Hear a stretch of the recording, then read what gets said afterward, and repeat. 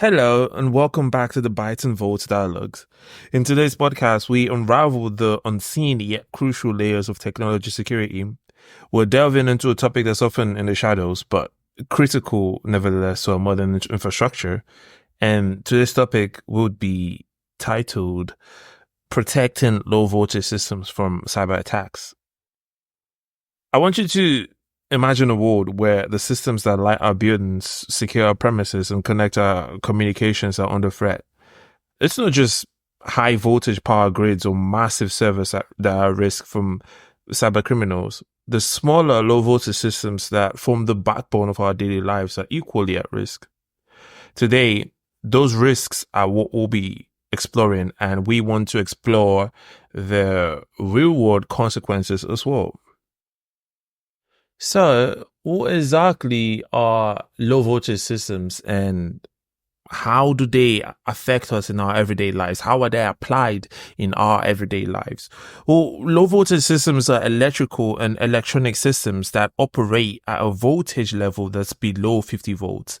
They are designed to provide control signals or power for various applications that are extensively used across various industries due to their efficiency and safety, especially in applications where a high voltage system would be unnecessary or hazardous. These systems are prevalent in everyday life, and they include a range of technologies like security systems such as alarms and surveillance cameras, lighting, telecommunications, intercom systems, VoIP systems, audiovisual systems like home theaters, conference room setups, and things as such. However, in residential settings, low voltage systems are often used for doorbells, garage door openers, home automation systems, and even landscape lighting. Despite the widespread use, these systems are frequently overlooked, especially when it comes to security and maintenance, largely because they are so seamlessly integrated into our daily lives and environment. However, these systems play a crucial role in ensuring the functionality and comfort of both residential and commercial spaces. For instance, in security applications, they are vital for monitoring and safeguarding properties. Low voltage systems are critical in various industries. In say commercial buildings, for example, they are used for like the HVAC systems, operating and controlling security systems such as access control, and they enable the efficiency of communication networks. In industries like healthcare, they're essential for patient monitoring systems and emergency call systems. In retail, they support things like security tagging and inventory control systems. The hospitality industry, however, relies on these systems for everything from key card access to guest room entertainment systems. When you check into a hotel and then they give you that key that you use to swipe into your door or whatever, that is all possible because of low voltage systems. Despite their low operating voltage, these systems are interconnected with larger networks, making them vulnerable to cyber attacks. Their connectivity, often via the internet or internal networks, open them up to risks. With the rise of interconnected and smart technologies, low voltage systems are increasingly integrated into broader network infrastructures, making them vulnerable to cyber attacks. And cyber threats can range from unauthorized access and data breaches to the disruption of operational functionality. For example, if you hack into a building's security systems, it can compromise safety, while an attack on a lighting system, for example, can lead to energy waste or operational disruptions or things of that nature. The increasing sophistication of cyber attacks and the interconnected nature of these systems underscore the need for robust cybersecurity measures tailored to low voltage environments. So while low voltage systems are vital for various functionalities in different sectors, the cybersecurity aspect often remains under prioritized. And I don't think, or no one should under prioritize it. Is very, very important. Okay. The vulnerability poses, I meant to say, sorry, significant risks, necessitating a more focused approach to securing these essential systems. Let's quickly talk about the hidden vulnerability of low voltage systems. There is a common misconception that low voltage systems are inherently safer and less prone to cyber threats than the high voltage counterparts. This belief stems from the physical safety associated with low voltage systems, since they operate at voltages below 50 volts. They are generally considered less hazardous in terms of like electrical risks or shocks or fires or something. However, this physical safety does not extend to the cybersecurity side of things, right? Cybersecurity in the context of low voltage systems, in the realm of cybersecurity, the voltage level of a system does not correlate with its security. That's not essentially what we're treating. But low voltage systems are often as connected as high voltage systems, if not more so, particularly in the context of modern smart homes and IoT devices. These systems include security cameras, as we've mentioned, smart lighting, HVAC controls, audiovisuals, all of which can be networked and controlled remotely. And that is where the cybersecurity factor comes in. The very features that make these systems convenient and efficient, such as internet connectivity and remote access, also make them vulnerable to cyber attacks. Cyber threats to these systems can include things like unauthorized access, data breaches, surveillance and espionage, service disruption, and things of the sort. As low voltage systems become more integrated into the fabric of both commercial and residential environments, the need for robust cybersecurity measures become more critical. This includes not only protective software, but also hardware solutions, regular patch updates, system audits, and user education to prevent phishing and other forms of social engineering that could compromise these systems. Recognizing the cybersecurity needs of low voltage systems is crucial in a landscape where technological advancement is rapidly increasing the complexity and connectivity of these systems. There are different types of cyber attacks, and some are more common than the others. Low voltage systems are integral to various industries, and they face several types of cyber threats. One of which is we'll talk about more than one, but let's talk about DDoS first. And that is short for the distributed denial of service. These attacks operate in such a way that they overwhelm the system's network, rendering it inoperable and causing significant downtime. For instance, a DDoS attack on a building security system can hinder surveillance capabilities. There's also malware. There's a malicious software can be used to gain unauthorized access, steal data, and damage the system. Low voltage systems like HVAC controls infected with malware can lead to compromised building operations. There's also ransomware. This type of malware encrypts the system's data, demanding a ransom for its release. So a ransomware attack on low voltage systems can immobilize critical functions until the ransom is paid or the system is restored, whichever happens first, or whichever the hacker allows happen, we should say. There have been real world examples illustrating the potency of these threats. And one such example is it's a malware attack that is infamously known as the Stuxnet, which targeted industrial control systems. Another notable example was the Mirai botnet attack, where IoT devices, including low voltage cameras and routers, were hijacked to launch massive DDoS attacks.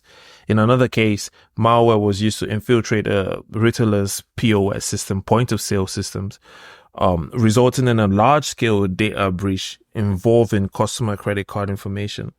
Another case or another incident was when a publicized ransomware attack was uh, called the WannaCry outbreak, which, while primarily targeting higher level systems, highlighted the potential risks for interconnected low voltage systems.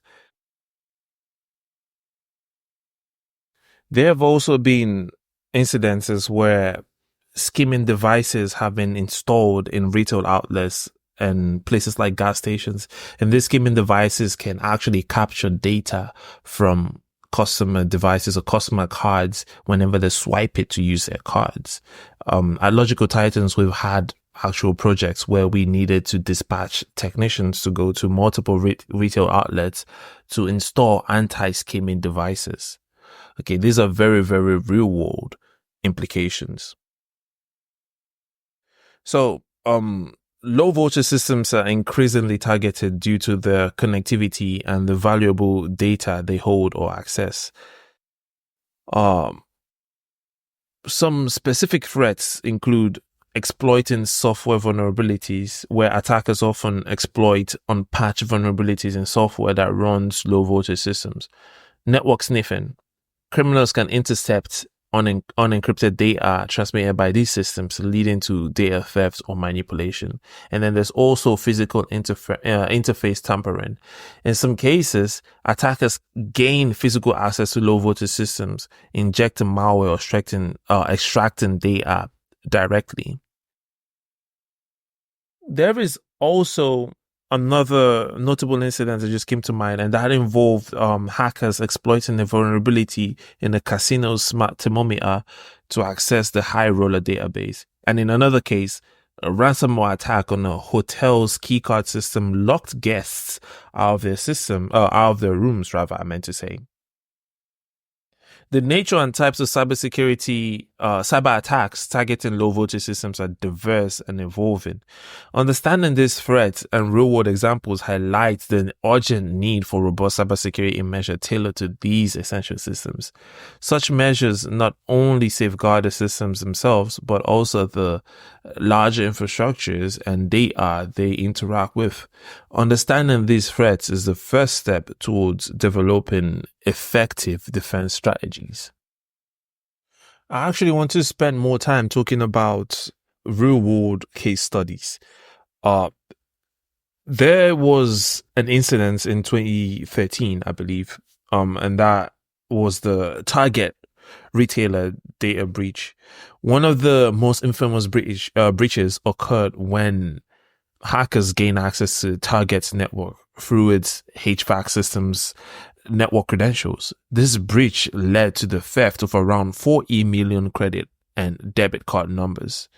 The Mirai botnet attack of 2016 involved the botnet comprising a large number of internet connected devices, including low voltage CCTV cameras and DVRs.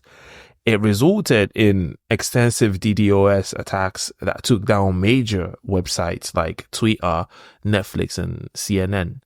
In the case of Target, or Target, should I say, the breach not only led to significant financial losses, estimated at over $200 million, but also damaged the retailer's reputation and eroded customers' trust.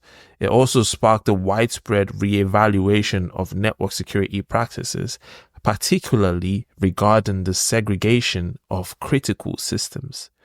The Mirai botnet attack demonstrated how seemingly benign devices could be harnessed for large-scale cyber attacks. It raised awareness about the security vulnerabilities in IoT devices and the importance of securing these devices.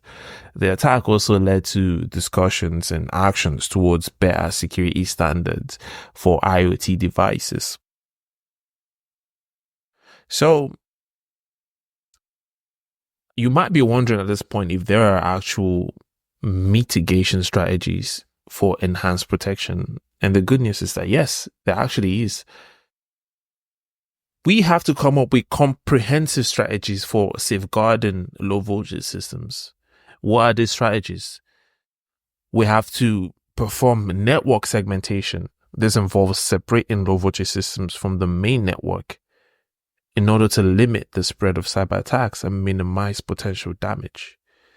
We also need to perform regular software updates and patch management, ensuring that all software related to low voltage systems is up to date with the latest security patches to protect against known vulnerabilities.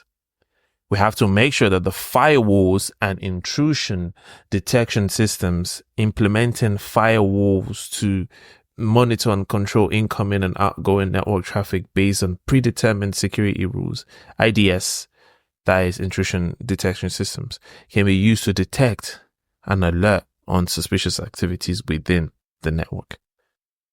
Strong authentication protocols.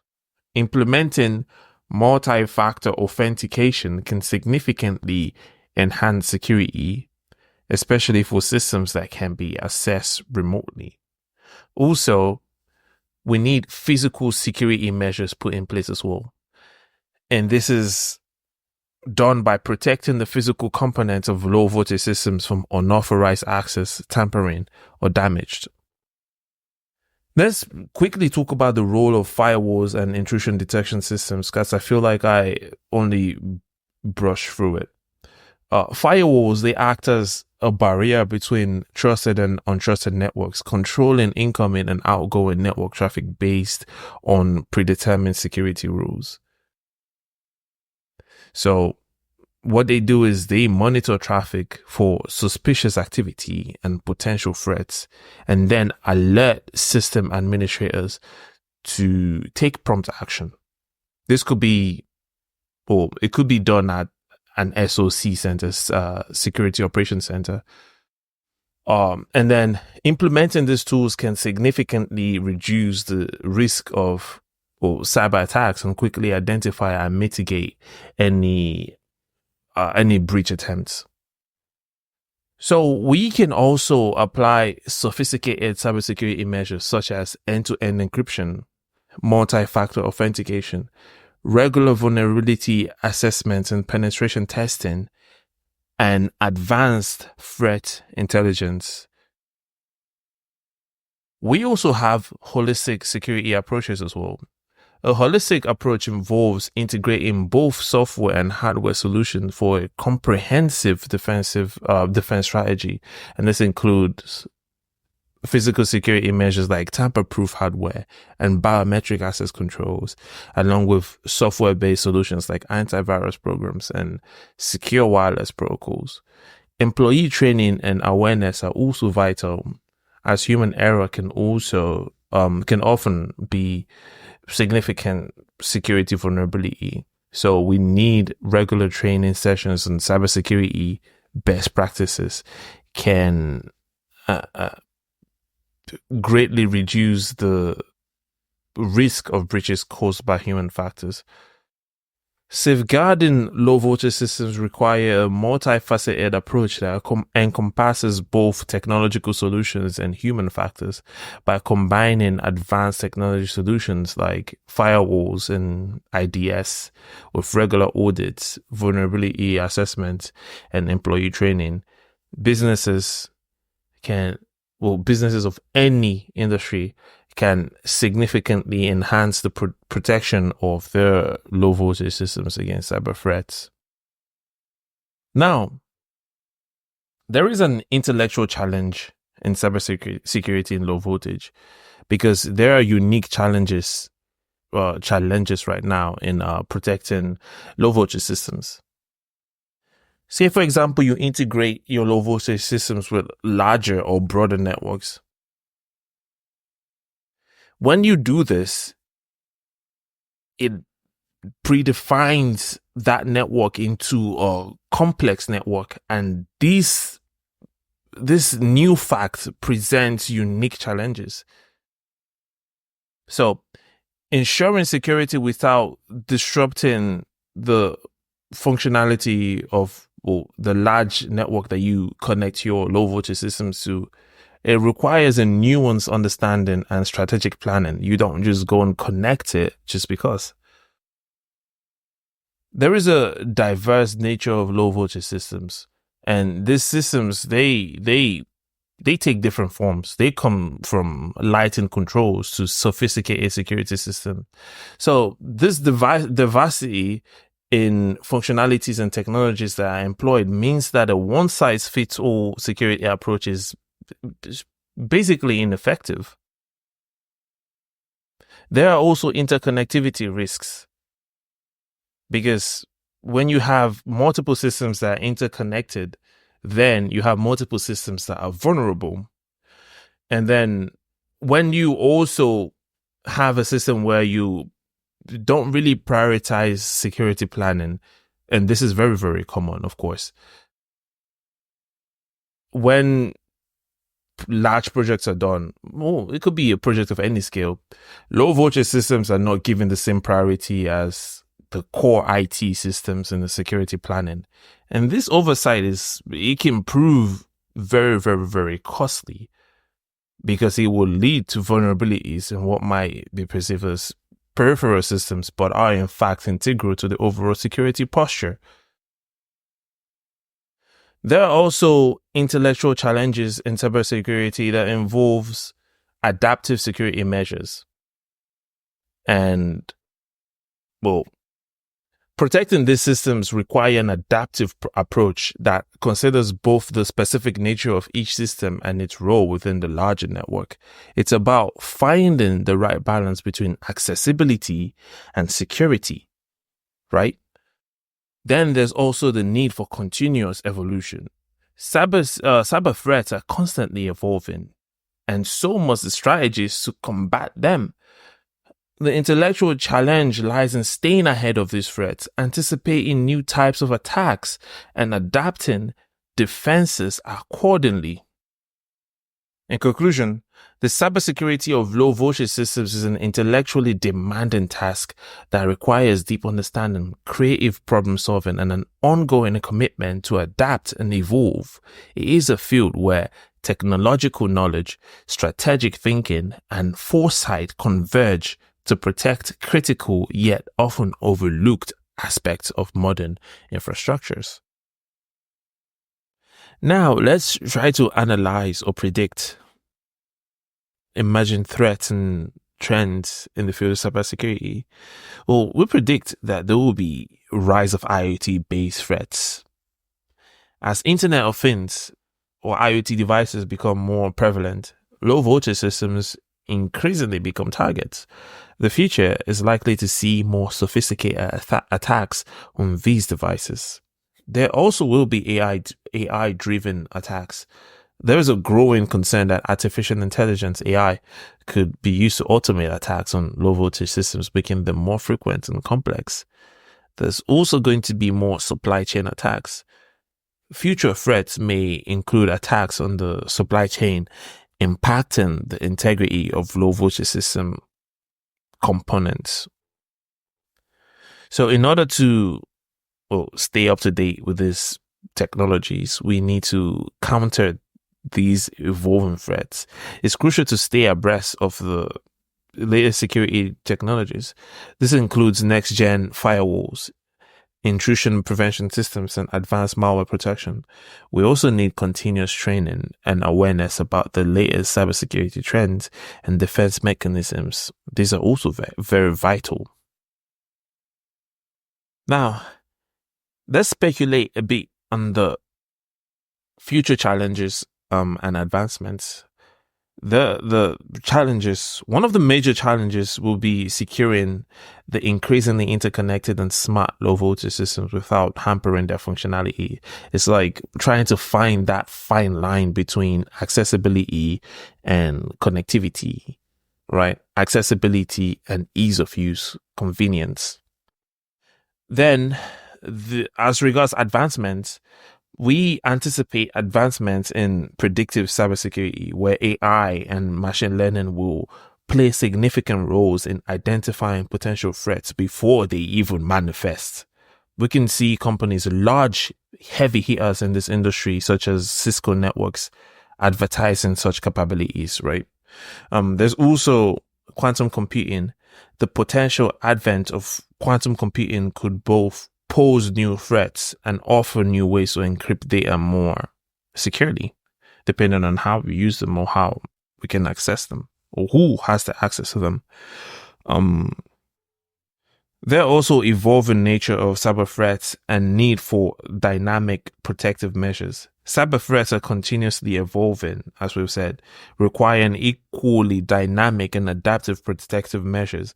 These might include more intelligent security systems capable of learning and adapting to new threats. We need to emphasize the importance of a comprehensive cybersecurity strategy that includes regular updates, vulnerability assessments, and employee training. Those factors are key, and that's why we keep repeating them. We have now come to the concluding part of today's episode. I want to remind you of the importance of awareness and proactive measures. You need to understand the vulnerabilities and potential cyber threats to low voltage systems, as that is very crucial. And you also need to implement proactive cybersecurity measures. These measures are very vital. You need to stay informed and you need to be vigilant. I want to encourage you to actively participate by sharing your thoughts, sharing your experiences, challenges, or success stories related to securing low voltage systems. You can do so by utilizing the interactive sessions within the podcast platform of wherever you're listening to this from. Feel free to also send in your questions or topic you want to see discussed in future episodes. Thank you very much. I would like us to foster a community of learning and exchange of valuable insights in the field of computing, technology, and cyber physical security systems. Thank you very much.